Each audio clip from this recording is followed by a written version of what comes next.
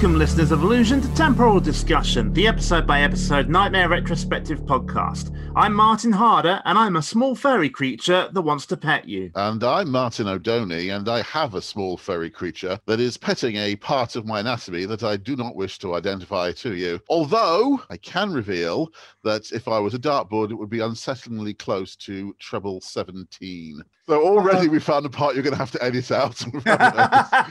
You've only just got to line 2. And today marks the end of an era for nighties all over the world. Today we're looking at Series 2, Episode 16, the very last episode of the series.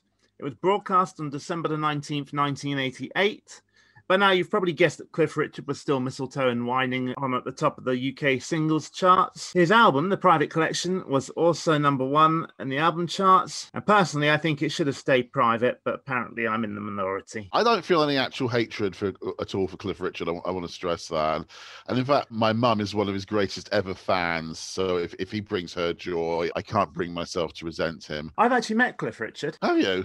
Yeah, Queen's Jubilee, the 50th Jubilee. I was in London with the massive concerts, Buckingham Palace. No, it wasn't. Oh no, it wasn't actually there. There's a bit of a story. I was going round a corner one direction. He was coming around the corner the other direction. We just collided with each other. All right. So what you actually mean is you crashed your vehicle into him. We were walking. All right. I see. So you collided with him. Knocked him straight to the ground. You met him head on. Not intentionally. To add insult to injury, my friend who was with me thought he was Elton John. Oh, that will really hurt. Cliff Richard being mistaken for Elton John. They are absolutely nothing alike. They don't even have remotely similar singing styles. What was the number 1 movie of this era, please, Mr. H? Well, according to the website saltypopcorn.co.uk, it's still the excellent Who Framed Roger Rabbit, which is a perfect movie, and nobody's going to tell me otherwise. Yeah, okay, right, fine, whatever.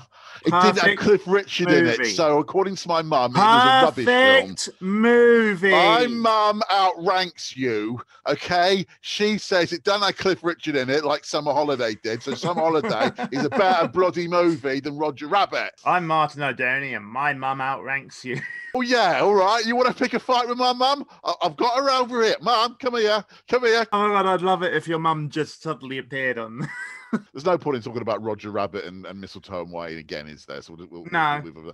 I should just say this was the episode a couple of days after I was finally released from hospital with my broken leg. So I was able to record this one again. So it's an episode that I saw a few times during the late 80s. So I actually have a pretty vivid memory of it again. Do you mean your mum didn't record them for you whilst you were in hospital? No, she refused to record it because it didn't have Cliff Richard in it. If Cliff Richard had played Treguards, she'd be watching it avidly every single week, but no. So, anyway, shall we have a dungeon ditty? Welcome, watchers. Settle down, for now we're all adventure bound.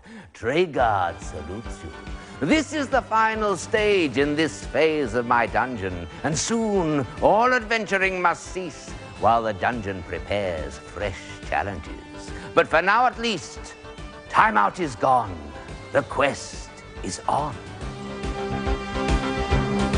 From Hoyt in Scotland come 3 maids. These lasses now are on their way to solve the dreaded catacombs. So now they go from room to make new friends and vanquish doom.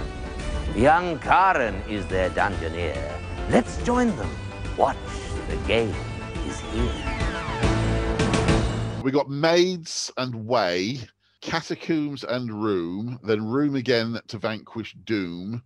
And then Dungeoneer and the game is here. It's trying to be too clever. Yeah, it's probably trying a bit too hard there, but I think you can still give it a pass, that one. Maids and Way is the only flawed one, and it's not desperately awful. I think we can give that one a pass. But I should say, at the same time, it is probably the most detail-free and superficial ditty of the season. It hasn't really got any choice because partly the team's quest has literally only just started. They're still in the Wheel of Fortune chamber. But also, the production team clearly wanted to shorten the ditty to make more questing time available.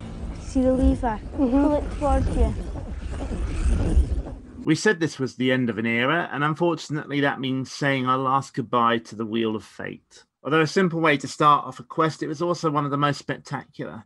We hope you will join us in a salute to the magnificent room as the jingle plays for the very last time.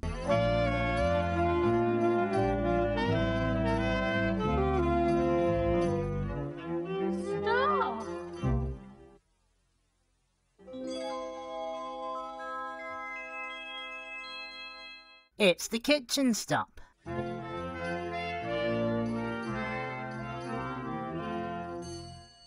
I don't think it was just one of the most spectacular. It was definitely the most spectacular, and definitely better than the one that they replaced it with. Where am I? You're in a large sort of room, Karen, and there's a lady twiddling her fingers and her arms are going round. Hello, Dungeoneer! You mustn't make me shout because it's rude to shout. So why don't you come over here so I can talk to you? Not all the final goodbyes we have in this episode are necessarily sad ones. Once again, I want to stress that it's not in any way a slight on Audrey Jenkinson, who is a remarkable performer, but I'm so glad that today is the last time we'll be seeing Gretel. Well, she does get rather a prolonged goodbye here because she does appear in more than one scene, unfortunately. It is kind of a shame that they didn't keep Audrey for Series 3 and have her play a different character. I'd certainly be interested in seeing Audrey playing a very different type. You know, maybe she could have played the Wall Monster or the Oracle in season 3. But I'd have been quite interested to see if how Audrey would have handled playing a rather villainous creature like that, or maybe even have her play Morgana. It does make you wonder if it was just a case of the contract expiring and not being renewed, or if there was something else going on. It's possible. It might be she just didn't want to carry on because she probably wasn't enjoying playing Gretel. I can't imagine she did. I agree with you. It's a pity that she didn't get something different to do. And season 3 would have been a perfect opportunity to give her something else. As you can see, I'm quite unable to move because I'm undergoing my latest beauty treatment. Mildred showed me how to do it, and it's awfully easy, you know. All you do is stick your feet in a bowl of water, and then you say, wash my feet, soak my toes, soon I'll have a lovely nose. Oh, isn't it exciting? I can feel it changing shape already. Oh! And next week, Mildred says, I'm going to have my arms pinned back so my ears don't stick out. That should be fun.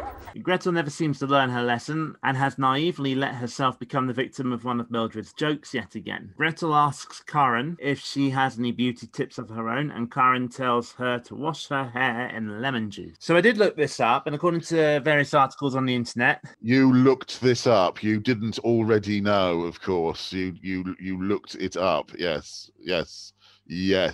Purely research that led you to know this. Well, washing your hair in lemon juice is quite an old one. It would be if it was being suggested in the 12th century. But I did check it out, and according to various articles on the internet, the citric acid in lemon juice reacts with your hair's colour pigment or melanin and acts as a mild bleach, lightening the colour of your hair. It also helps to reduce dandruff and make your hair shinier, but please don't take this as an endorsement. And if you're going to try it, then for the love of God, please do a patch test a few days before. Yes, I would agree with that, yeah. What we have to remember is lemon juice is acidic and can occasionally cause skin irritation. Basically, what we're saying is if you do try it, we're not going to be held responsible. It really reflects quite sadly on Gretel that this scene actually enhances Mildred as an entertaining character more than it does Gretel. But Mildred never sets foot in the room. Mildred's love of making fun of Gretel's vanity is something I rather relish. But what does it say of Gretel that she gets less development from this scene as a character than somebody who doesn't appear in it at all? Gretel asks Karen if she has any more tips for her, and Karen tells her to soak her nails in salt water to help them grow longer. This is somewhat true. Sea salt soaks are still a popular nail treatment to this day. The salt helps to strengthen the nails and remove dead skin. It doesn't actually make them grow longer, but it helps to stop them breaking when they do get long. Or half true. Yeah. One thing which I have to say what at is the way that she says that her nails will be long like Mildred's, and Gretel sounds really enthusiastic about that.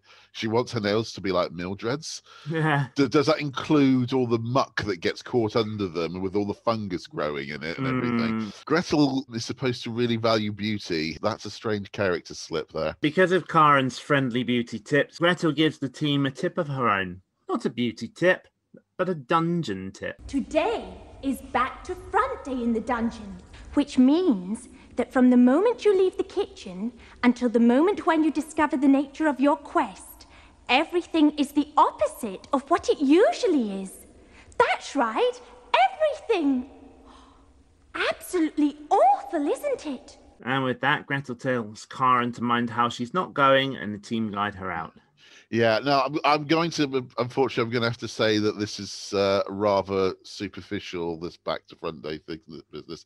They could have done so much more with this back to the front day notion than they actually deliver.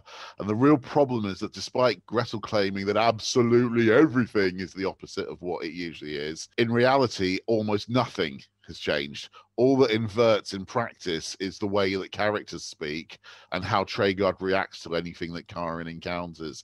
In every other respect, everything is the same as it was before. It does lead to some entertaining descriptions by Treguard, though. It's mildly amusing, but not really adding anything to the gameplay, shall we say. Where am I? Right, Karen, you're on a very narrow path, and if you take any step, no, don't bother. Don't take any steps, but if you do... Ah, how pleasant. Wait the now. I should relax here if I were you, team. There's absolutely no danger. And as an added bonus, a small, friendly, furry creature is about to come and pet you. The spider here just does the same thing it normally does, including politely waiting for Karen to get past. So it's only Treguard's description of it that is back to front here. Nothing else is any different from what it was before. Although this scene does show us a little bit of a problem that we have with Karen herself, in that doesn't seem to be in any kind of hurry. She's a bit slow walking, that's all. I've never had a great issue with Karen as a dungeoneer. I mean, it's not terrible, but she is very overly cautious. Yeah, I think part of the problem is she actually, if you look at her, you actually notice she has rather short legs, or at least she did back then. I don't know about now, but she might have sprouted since then. But she does have rather short legs, so she can give the impression of dawdling. But I don't think that's a decision on her part. There are scenes later on where it seems that she is very unsure of her footing, and then gets a sudden burst of adrenaline. Yeah, yeah. I think that's triggered by genuine fear, though. Those bursts of adrenaline. Where am I? You're in a room. One door is broken down and there's a table in the middle with something on it. Walk forward. There's something of absolutely no interest here, team. I should stay here and ignore it. The dungeon really does seem a little backwards today, and this is clearly the snake room with the crumbling archway, but also appears to be acting as a clue room of sorts, since there's a table here with what appears to be a red herring. But as this is back to front day, will the herring prove useful? The team decide to take it just in case. And when they do... Oh, how charming. Another little Karen. pet. Why not make friends with it? I really do like Treguard's descriptions. I think that's just about the only really major thing it adds to it, is there's some rather amusing dialogue. Something of absolutely no interest here, team. It does sound so exaggerated, the disinterest. It's kind of a giveaway anyway. Treguard's last line is clearly taken from the whale from the Hitchhiker's Guide to the Galaxy. The whale's last thoughts. I wonder if it will be friends with me. Yeah. Before it crashes into the ground of Magrathea, has clearly been copied with a somewhat similar tone into that sequence. I think Hugo very, very consciously did that. Do you know what? I think the thumbnail for this episode is going to be a picture of the herring with a thought bubble that says, "Oh no, not again." Again, I like that. Yes. And in fact, also, we can actually title the episode, "Oh No, Not Again," because once again, the end of season has caused problems to the way things finish up. But we'll come to that later again. So the snake materializes very close to Karen, and were it not for the fact that it's clearly a still image, it would almost definitely have got her. As it is, the team managed to guide her out without so much as a scratch. But again, this raises the same problem about the back to front day thing. Surely, if it's back to front day, the snake would bolster their life force on making contact with them instead of harming them. And as for the fact that they use the relatively still image of the snake coiled up, why don't they use the other recording of the uncoiled snake as it's coming out from over the debris, but play it in reverse, so it starts out stretched out all across the chamber and then reverses backwards over the debris into the ruined exit and leaves the room? Treguard's already said that it's friendly, so therefore it can't possibly be friendly. Yeah, but why not? A bit of a paradox, isn't it? That's again saying that the way that Treguard is talking is actually the only thing that's inverted. So it doesn't really work. A few months later, there was an episode of Red Dwarf called called Backwards, and they did a much, much better job of developing backwards logic. Santa Claus is the bastard who goes down chimneys and steals all the kids' favourite toys. So Francis of Assisi sadist who goes around maiming small animals. Yes, exactly. That's good backwards logic. That makes a kind of sense. But here, it's extremely superficial, and it really is just the way people are talking. That's the only thing that's changed. Where am I? Karen, you're in a room, and it's got bare walls, and there's a door on the wall facing you, and there's a table in the corner, the other corner. Ah, here we are. Everything here is free, so I should help yourself, Karen, though I doubt if any of those things will be of much use to you. I should leave the food, though. It's obviously poisoned. Karen is in the real level 1 clue room now, the one with the checkered floor. On the table today are a ruby, a bar of gold, a bottle of old toenails, and a pasty. Was the herring used as a food item then? I think it was. I can't actually remember off the top of my head whether the life force clock reset to green. I don't think we saw it. Nothing actually seems to have come of the red herring, so maybe Traeger was telling the truth when he said that it was something of absolutely no interest. It would have been interesting to see the herring actually be useful. There is always, we got to remember this is the last episode of the season, there is always the possibility that something's been cut out to reduce time. It could be that the red herring was to be used as a bait for something or someone that tries to attack them in a chamber that we don't see because of editing, maybe. Before the team can do anything else, Granitas manifests for the very last time. But is it really Granitas, I have to ask you? Might it not be Olgarth? But he introduces himself as Granite Butts because of Back to Front Day. I think you're thinking too much into it. There is the problem that Granitas and Olgarth are so completely similar that they might just as well both be the same one anyway. Again, if they're doing the backwards logic correctly, there would be an identity issue with Olgarth and Granite Butt. Anyway, the War Monster, whichever one he may be, begins by telling the team that their quest is to find the chalice. Now that they know what their quest is, the Back to Front Day jiggery-pokery comes to an end. Here is my first. Babes are found beneath gooseberry bushes, but which babe was found amongst bulrushes? Very easy. It's one of the Bible's most famous legends. Yes. Usually Moses, which they get to their credit. I'm rather impressed with the second one, though. Which animal tells you when a ship is sinking, and how does it do so without speaking? Now, this is an example of why I actually think this is a pretty decent team. And although I'm not sure they would have gone on to win if their quest wasn't curtailed by season's end, spoiler alert, I certainly think they were good enough to deserve a chance to try. And they got this riddle right. An awful lot of teams wouldn't even have considered this answer. For a kids' show, it's actually quite a tricky riddle.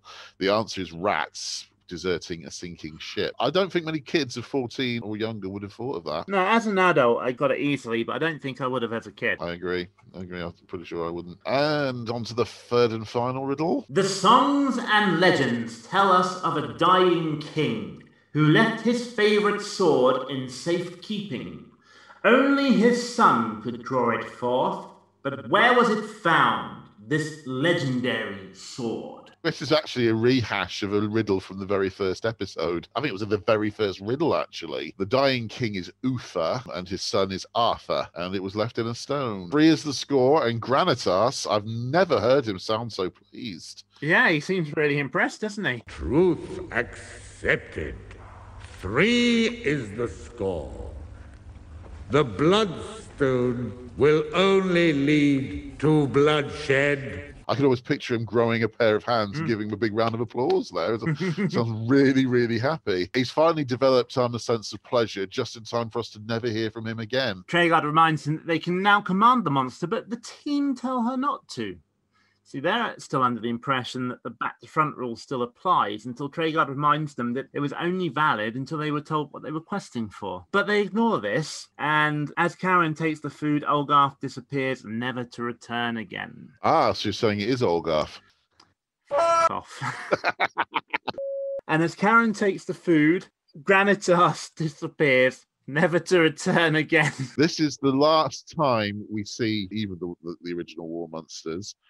It's also, we don't get to hear one last rendition of Guy Standeven going, Oh, very well, in response to being commanded.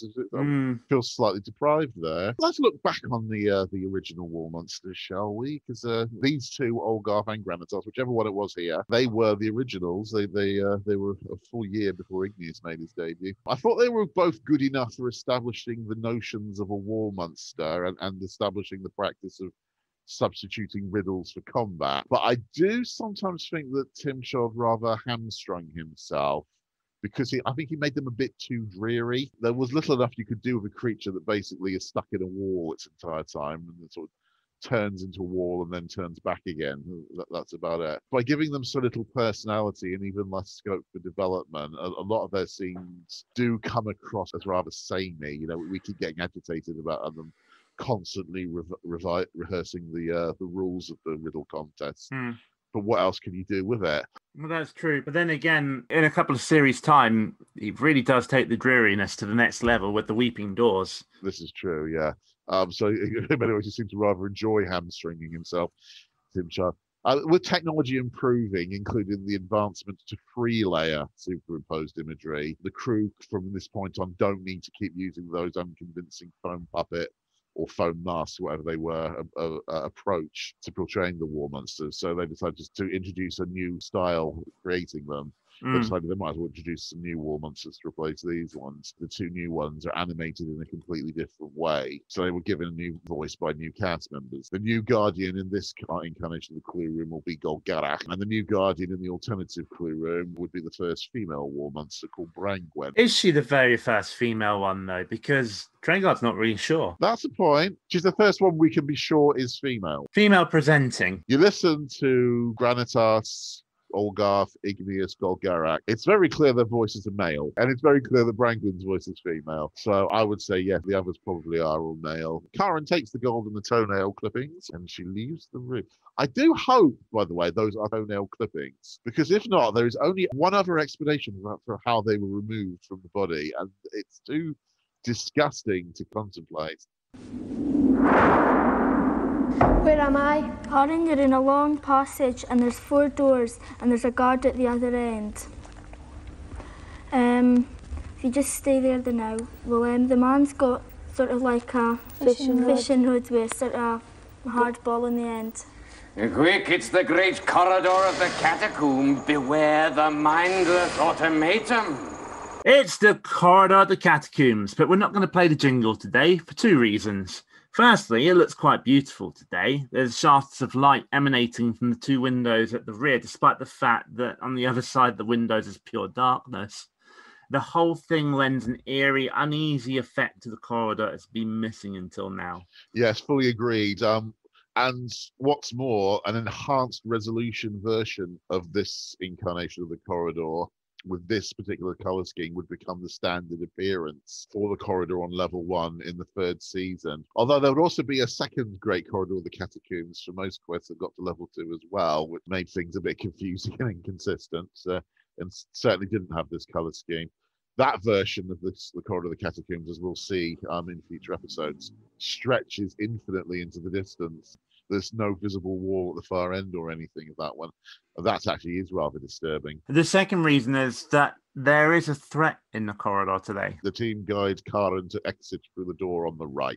I do like the automaton. Yeah, so do I. He has a relentlessness about him that makes him really quite threatening, and he often gets very close to the Dungeoneers. And because he doesn't have a mind, he doesn't have any sense of fear.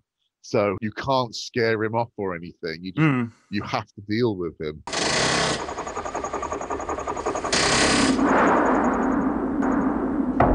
Where am I? You're in dark. Just walk forward. It's a very... Oh, dratted flying machines! I don't trust them! Oh, I don't trust them! Oh dear, team. This is either an airborne cleaner or Mildred trying out one of her less successful spells. Karen has emerged in the cave that is usually occupied by the troll, but it's absent today. Instead, Mildred comes flying in on a broomstick that appears to be making motorbike noises. She has a large learner's symbol around her neck and is clearly struggling to control the broom. This actually sets a precedent that carries on all the way through Nightmare, right up to the very final season, with the idea that witches' broomsticks have a motorbike engine being maintained. Even in season 6 and 7, when Grey Stag and the Grey Sisters are often seen flying on brooms, you still get that weird motorbike noise going on in the background. That's sort of become an established law of physics in the Nightmare universe, that broomsticks are actually powered by engines. So it means even the Grey Sisters are using techno sorcery. Yeah, I don't like it in there either. It's a common joke that's overused and just seems silly and takes away from the gravitas of Mary Miller's performance. I half agree, I half disagree. I agree this is a poor send-off for Mary Miller after she'd been such a strong presence in both her roles throughout the first 2 seasons. I would say, though, this scene in isolation isn't bad. I think, for reasons I shall explain shortly, if it had happened earlier in the season, it would have been a very handy bit of characterization for Mildred. We'll get to the points in the scene where this applies, and then I'll explain. Mildred finally spies Karen on the ledge and asks for her help. Karen responds in the most obvious way. Well, don't just stand and stare, scallywag! Help me! Would you like some old toenails? The only way that was available, maybe. Yeah, oh no, I don't know, it just makes me laugh. Would you like no toenails? Well, naturally. So it turns out that these are exactly what Mildred needs after all. She instructs Karen to hold the bottle above her head. He who dwells beneath the ground. He who dwells beneath the ground. Yes. Make this broomstick earthward bound. Make this broomstick earthward bound.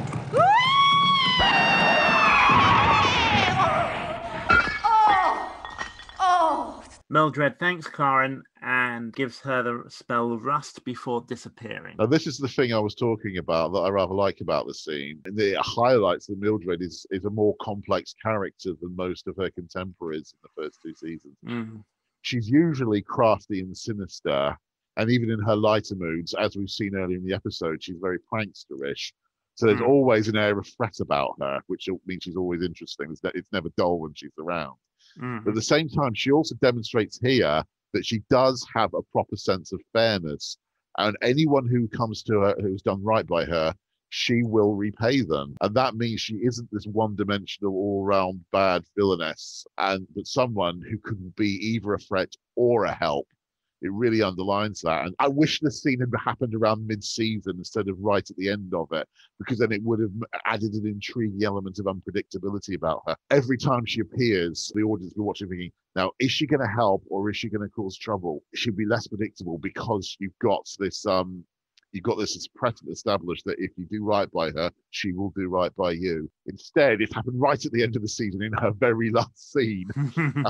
So all this added potential that's been re-injected into her by this scene just goes to waste. And that's a shame, because not just because it's not good for Mary Miller to go out that way, but also, just with the possible exception of Cedric, Mildred was probably my favourite dungeon character in the first few years. I think you'd probably agree with that. I'm not completely sure. Yeah, definitely. But also, after doing such a fine job as both Mildred and Lilith, Mary Miller deserved a better send-off than that. A much better send-off. Treguard tells the team to hurry away now, but Karen's in no rush. She takes a stroll towards the exit. Where am I?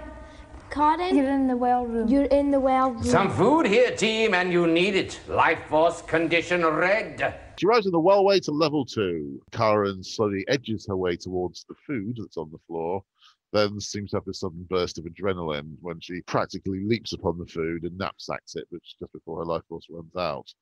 But as she does so, the automaton makes an appearance. Karen, go forward.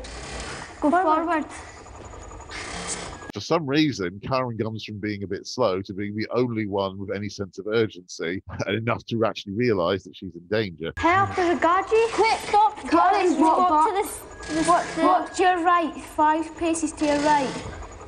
So as she says here, is it help there's a guardie or help there's a baddie? I think what she said is help, there's a guard here. This is actually quite an exciting scene, and partly because of the way Karen is reacting. But it's impressive how she actually takes charge here, and she says, for once, we've actually got the advisors getting instructions from a dungeoneer. She gives the orders, cast a spell or something? Cast a spell on him or something? Right. Spell casting.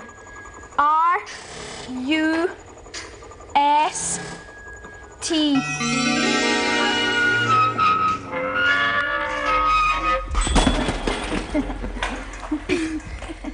The spell has an instant effect. The automaton's joint seize up and he falls awkwardly to the floor. Edmund Dane sells this pratfall really well. Yeah, it's a very convincing fall, but let's face it, from all the times Edmund has had to play Gumball getting legless or getting beaten up, he's had a lot of practice with performing pratfalls by now, hasn't he? That's true. He's done 2 seasons of this now. It's even the itch spell, he ends up having to crash to the floor on his knees. It's become the defining characteristic of Gumboil, being on the floor all the time. So this is the last time we'll ever encounter the automaton. And unlike Mildred in the previous scene, I think that this is a proper good send-off. Yeah, fans seem to conclude that this spell effectively destroys the automaton, and that's why it never appears in subsequent seasons, which is a good enough in-story explanation for me. But I think the real reason is that Tim Child had decided he wanted to replace Gumboil, who really had become just a complete joke of a figure by this point. And that meant that Edmund Dane probably had to move on. It is fitting in the sense of Gumball's history, but perhaps a little undignified for Edmund as an actor that he bows out from the series in a slightly slapstick fashion. But yeah, it is a terminal ending for him, so it does work a bit better as an ending than Mary Miller's, I would agree. With the automaton out for the count, the team guide Karen around him and into the well. Whee! He's actually lying on the ground. Can you see him? I see a bit of fruit. Right, go forward up. now and do not go to your right. So you'll kick him. Right, can you see the well? Yes. Now get in it.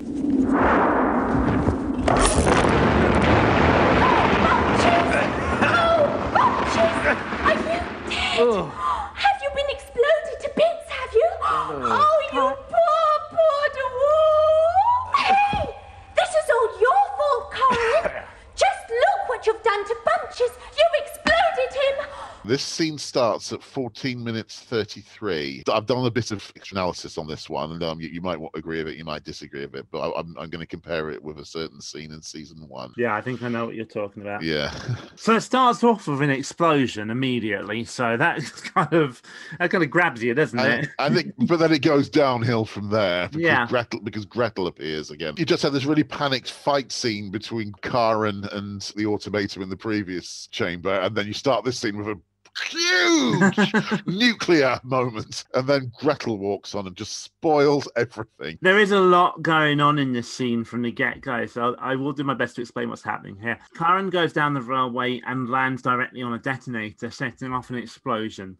Bumptious is blown clean off his feet by the explosion, despite the fact that Karen, who was between him and the blast, is completely unharmed. Gretel then comes running in to check on Bumptious and starts screeching at Karen that it's all her fault, despite the fact Karen was not the one who placed the detonator underneath a bloody wellway. Well, you've got to be able to control your fall when you're tumbling out of a wellway, apparently. It's also interesting to remember earlier in the season when Neil had to press the plunger, he was right in front of the explosion and he was totally unaffected by it as well. It's kind of a very, very curious law of physics that this mine seems to submit to, and I don't think being part of the dungeon is enough of an explanation for that, really. Oh, that's not nice, Karen. That's not nice at all.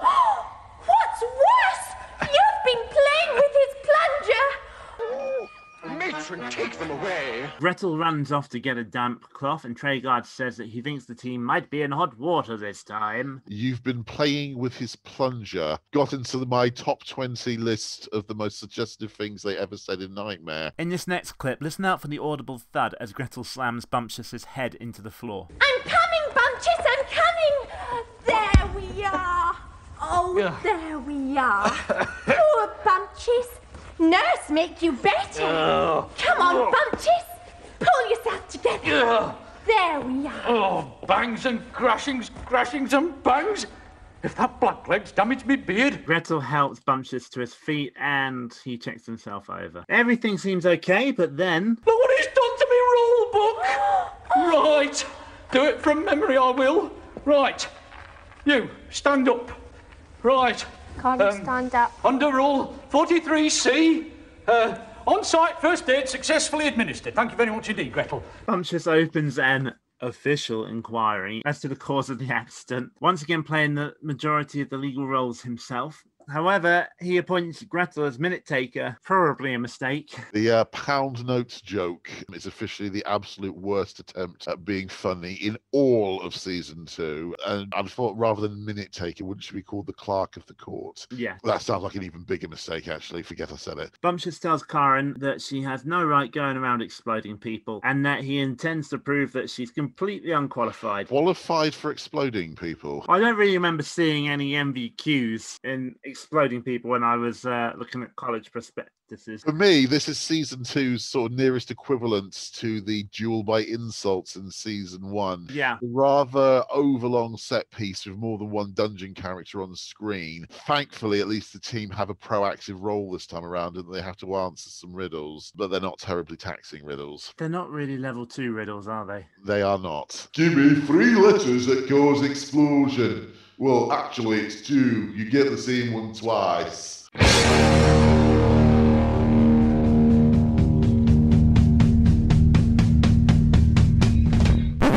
Stick a bunny in me pocket.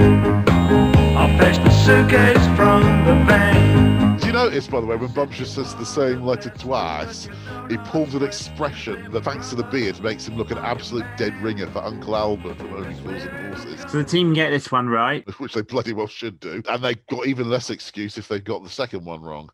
A little mite is a baby, but what's the mite that's a great big banger? And that's obviously dynamite. And then the third riddle is, ladies' powder is pink, baby's powder is white, but what colour is gunpowder? Gun-coloured. This is probably the hardest of the 3 riddles, but that only serves to emphasise how easy the other 2 were. And for some reason, Karen and her friends decided the answer is pink gunpowder. Well, I think they just genuinely don't know. All they have to do is think of a snooker table and just pick a colour at random from there.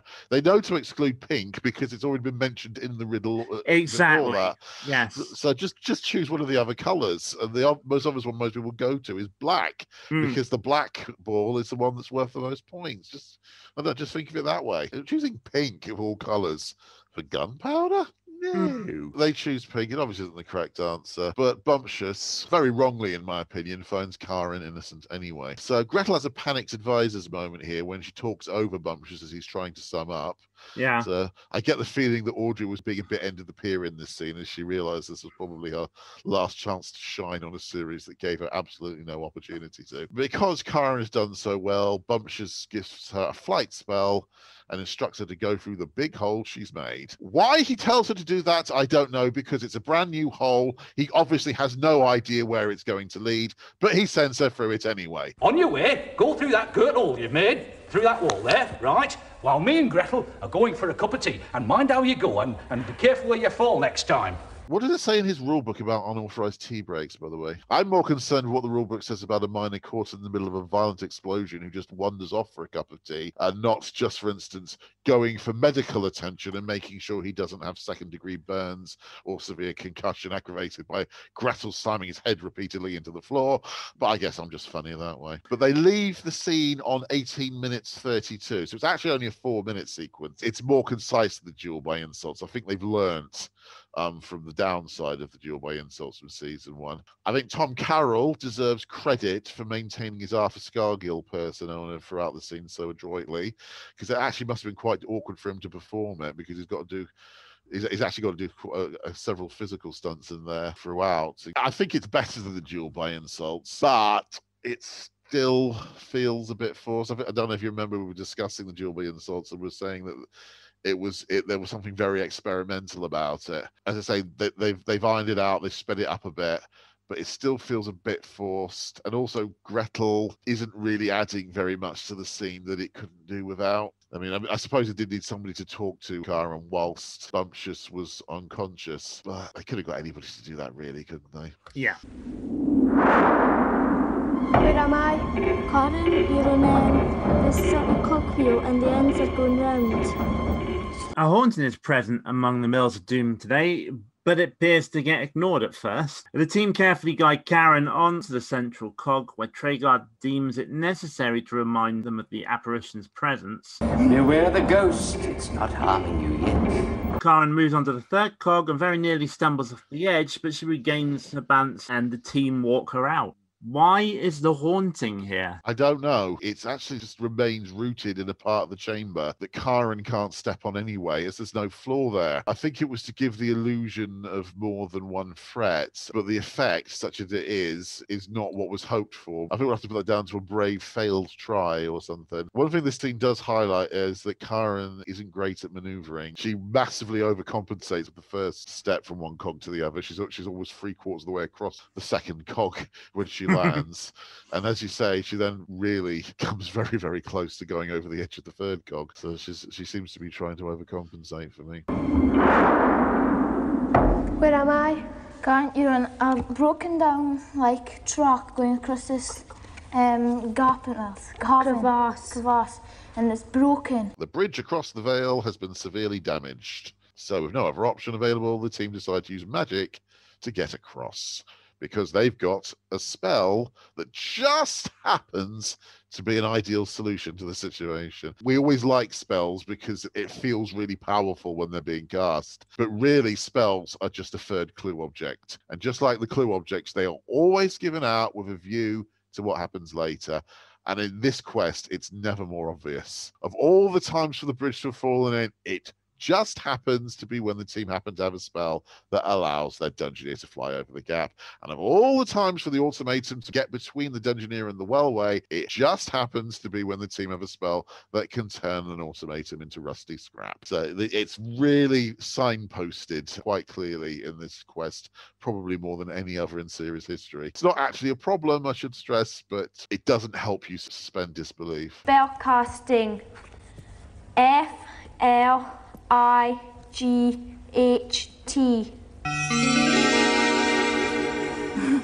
As the magical chime plays, Karen floats gracefully across the gap. I say gracefully, what I mean is the mouse pointer picks up her image and moves it across. That is it. And it's sort of it's going too far at one point, so then sort of goes back, this lovely loop, but it's clearly going to take her right into the exit and bang her head.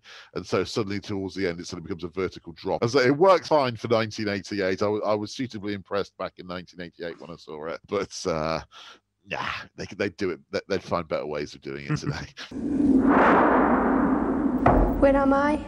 Karen, you're in a sort of a big room, and there's stairs right in front of you. The team have arrived at last in the level 2 clue room. It's the last time we're ever going to see what was one of the greatest hand-drawn chambers ever. Karen almost falls head over heels down the middle of the stairs, and then again when she reaches the bottom. But she does make it to the altar in one piece. It is a horrible feeling. Do you ever do that when you're going down the stairs in the dark? It really hurts your knees. Yeah. You're slamming your knees into the floor rather than dropping them onto the floor below. And that really, really puts all the weight of your body straight into your knees. And, it's especially bad for me because I'm not all that slim, shall we say. We're at that age now where everything hurts our knees. Nowadays, certainly. Just getting out of bed in the morning hurts our knees these days. There's a string of sausages on the table that go into the knapsack. The other items are a torch, some pearls, and a key. Don't you think a full string of sausages is being a little bit excessive? I do, but I think it's more to make it obvious that they're sausages. It could be, yeah. I think we know what the key is, don't we? Yeah. Hey! Get off! Hey! Just warm your hands next time you take a grab at me. So we've said an awful lot of bad things about Casper in the past, but I want to make it clear, like we did with Audrey Jenkinson, it's obvious to me that the character is intentionally written to be annoying, which results in a type of comedy which works for a lot of people. We sometimes exaggerate our annoyance with the character for comic effect. I don't. I goblin horning hate the little Newark. But even with that in mind, we never really lose sight of the fact that Lawrence Werber plays the character to perfection. He is an outstanding actor, and I'm sure he's an even better dentist, and we will will miss him terribly as we go into Series 3. I do wholeheartedly agree that Lawrence was a major loss to the series when he was written out, but I mean that exclusively for his Cedric performances. I will be perfectly fair to Lawrence. He could only do the best he could with what he was given, but it's Cedric that I miss in later seasons. It's definitely not Casper. Oh yeah, definitely don't miss Casper. I just think that Lawrence Werber was given a briefing for the character and he carried it out. He was being professional, but for all that, I'm not sorry that Casper never appears again after this. That's not Lawrence's fault. It's just the reality that he was clearly instructed to give him a really irritating high-pitched voice. Casper introduces himself and tells Karen that he can unlock any door, but she mustn't take him into level 3. In their position, I would not only be very quick to make that promise, I would also be very quick to offer not to take him any further into level 2 either. But unfortunately, the team decide to take Casper. Well, let's be honest. Spoilers here. It's not going to make much difference, is No, it? it's the happy news is that we won't hear any more of Casper anyway. So they take Casper and the light and they guide Karen out. Hello, listeners of Illusion. Before we go into the next chamber, we'd like to do this little announcement thingy. We know some of you like to watch along with the podcast. We know you listen to some of the podcast and then watch a little bit of the program and then pause it and listen to a bit more of the podcast and so on and so forth. With that in mind, we feel it's important to give you a warning about this next chamber because there is a severe epilepsy warning for flashing colours and flashing lights, and it goes on almost till the end of the programme, so we just wanted to make you aware. Thank you very much.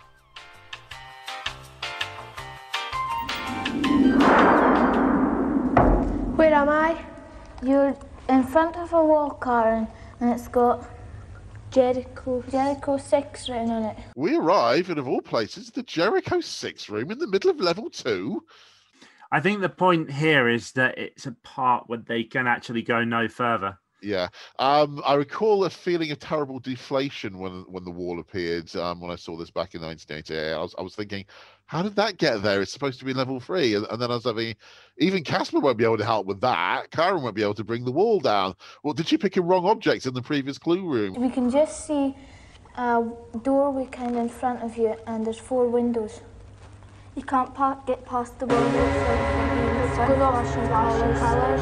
Cease all adventuring, team. The time has come. The very fabric of the dungeon is under threat, and Karen must be rescued at once. And you get the sort of the weird synth noise and this really psychedelic flashing lights effect. There used to be a caption competition. David Forrester's Interactive Nightmare website, you can still find it, had a caption competition. And one of the pictures, I think it was in 2004, was a freeze frame of Treguard's frantic expression as he casts the return spell, while you got all these coloured lights flashing all around him. And almost all of the caption writers suggested lines to do with Treguard being addicted to LSD. And it does feel very trippy watching it, doesn't it? It does, yeah. I find it actually quite difficult to watch because of the flashing images and lights. I don't think I ever had that problem, but it is weird. It's trying to give the impression of something disintegrating. I don't think it really manages to do it. It doesn't work today at all. It doesn't quite convey what it's trying to convey. But it does suggest something dangerous. It suggests that almost as though all the solid objects are turning into pure energy and that they can vaporize anybody who touches it. It does definitely convey a remarkable sense of danger. Treguard steps in to rescue Karen with the use of magic. Spellcasting. R-E-T. U-R-N.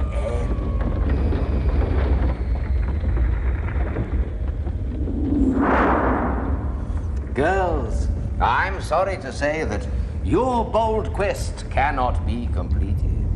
Watch now, for time has deserted us, and this phase of the dungeon is over. The very magic that sustains it is fading.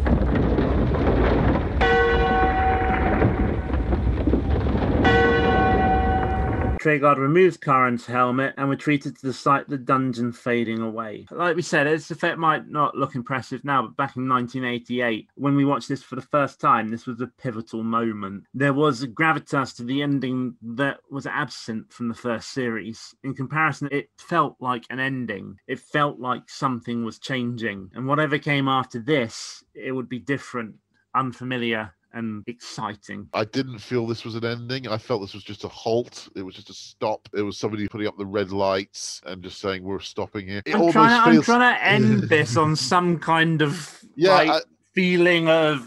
Yeah, I do critical analysis, all right? You just have to live with it. I know what you're saying, and there is a certain element of something very, very powerful happening, something way more powerful than we can influence. There's still something not quite right here. I think this is definitely something which they started doing a lot better in later years. They couldn't really come up with a way of making the season end at this point that really felt right. And I say this is an interruption rather than an ending. In some ways, you could argue that it's better than the first season ending, because what they did there, they very clearly cheated by cutting out substantial amounts of questing time just left on the editor's floor to get the episode down to 20 minutes. Here, they couldn't do that, so they just basically said, right, it all stops here. Maybe I'd feel better about it if they'd invited Karen and her team back to be season 3's opening quest, because I do think that interruption deprived them of a chance they deserved to complete the quest.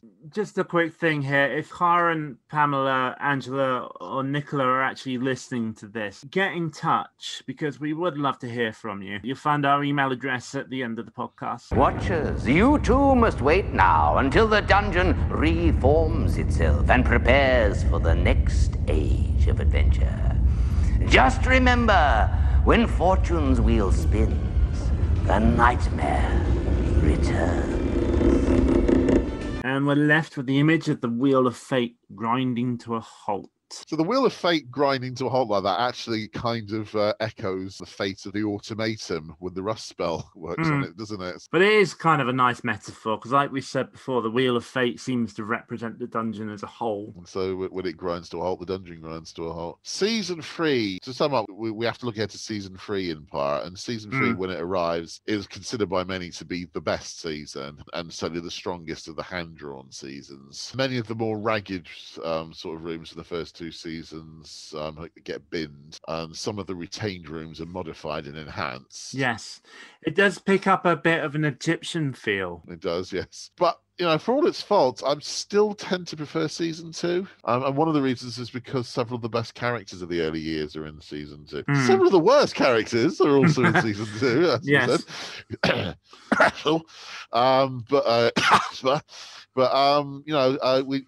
Mildred and Cedric are offloaded by the start of season 3, and they're never really properly replaced. And I do think you do miss them very, very much a lot of the time. Mrs. Grimwald is a sort of direct replacement for Mildred. I prefer Mildred, but you can get some fun from Mrs. Grimwald. I think Mildred is the better character, but the comedy with Mrs. Grimwald is better, in my opinion. Probably. It does get a bit one note. So often the comedy comes from her making blood-curdling remarks about Festus. So looking back at Series 2 as a whole, it's been an interesting one. We've had not only our first winning quest, but also our second winning quest. Yep. It's definitely better than season 1 by a very long way. It's taken all of the basics from season 1 and it's complemented them. And I think the fact that it's fleshed out to 16 episodes is hugely important as well. They're still experimenting all the time, but it feels less experimental than season 1 did. There's definitely a lot more variety of architecture and what have you. And as we now have some Dungeoneers, some teams who've experienced watching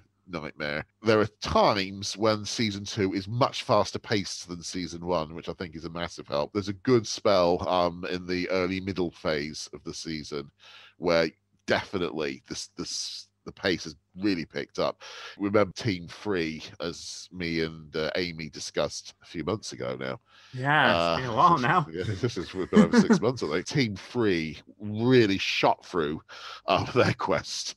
Incredible speed at times. So it's becoming, at times, it's a lot more of an entertainment rather than just a curiosity as it was in season 1. At the same time, there's limits on the technology that don't help matters. It's still struggling with. Some of the teams in season 2 are just rubbish. Apologies to Anthony Haig. I know that he's aware of what we said about him. Unfortunately, I do have to stand by it. I don't doubt you've developed as a character yourself over the last 33 years. I would actually just like to say thank you to Anthony Haig, actually.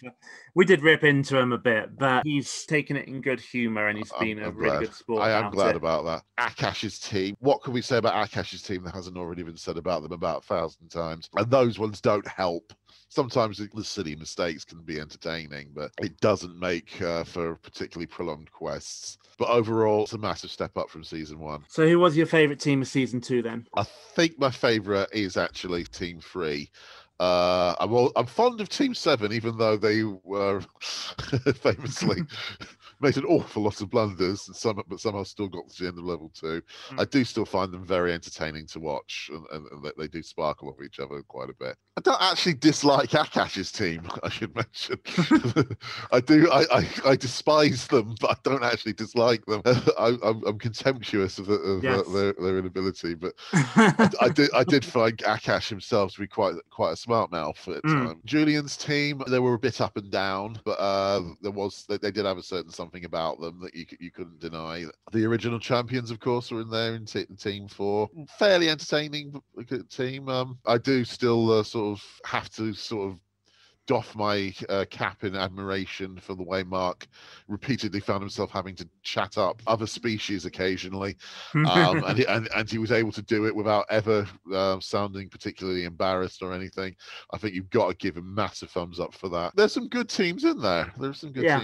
Mark's team is definitely up there among my favourites, Team 4. Partly because it's the first time we've actually seen what a completed quest actually looks like.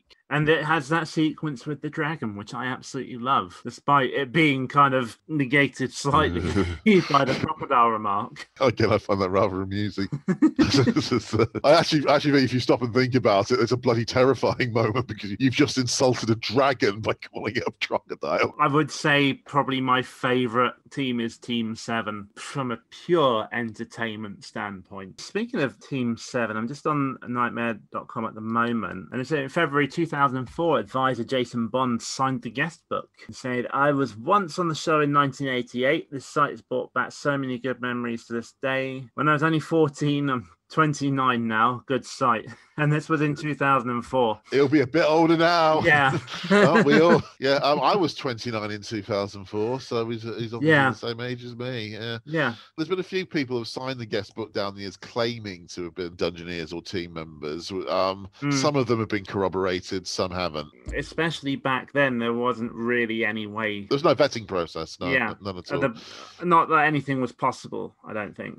I dare say it might very well have been him. I'm not trying to imply that it definitely wasn't. There is a nice photo of Jason and Craig with their certificates on the site, sent in by the sister of one of the advisors. I'm just looking through here, trying to figure out who disappears after this episode. Audrey Jenkinson, she's out. Alec Westwood, he's out. Lawrence Werber, as we've established, he's out. Guy Standeven, he's gone. He went before being here 1 month as Edmund Dane. We're saying goodbye to a lot of people. It's quite a cull, isn't it? It's a massive turnover between seasons 2 and 3 for the cast. One other character actually who goes here is Treguard, because when he returns in season 3, he ain't really got the same personality anymore. It's still Hugo playing him, very definitely still Hugo. He's still weird, but to an extent, he stops being a sinister character in season 3. Yeah, he's definitely edging a lot more to the side of good guy.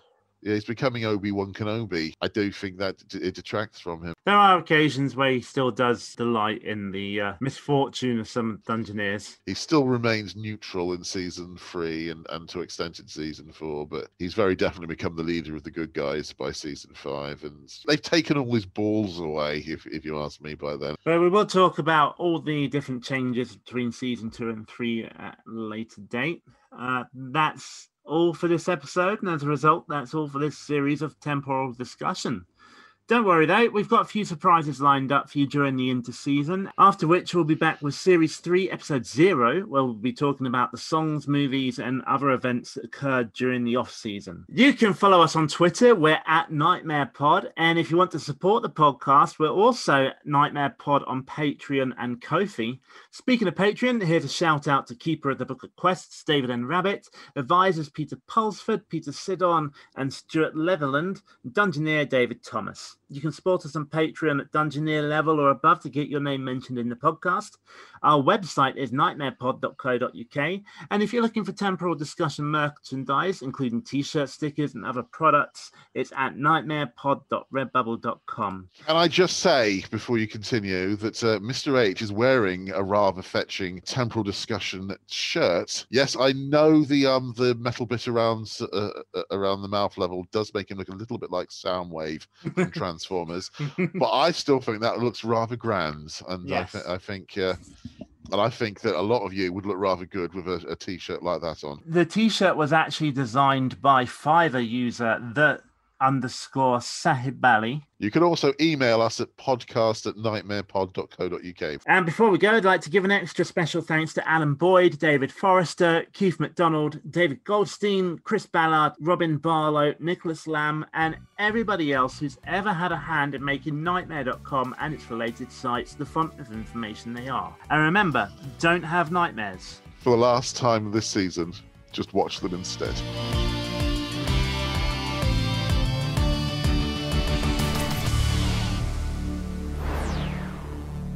So before we do the discussion, I have to nip to the loo real quick. Okay. So I'll be right back. Okay.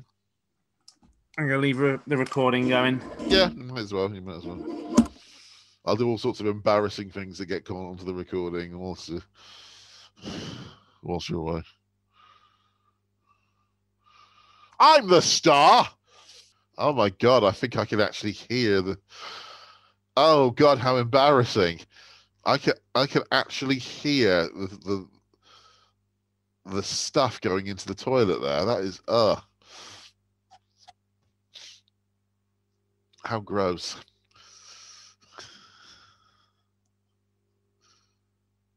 Oh God, I can hear it flushing now as well. Oh God, how horrible. Oh yuck.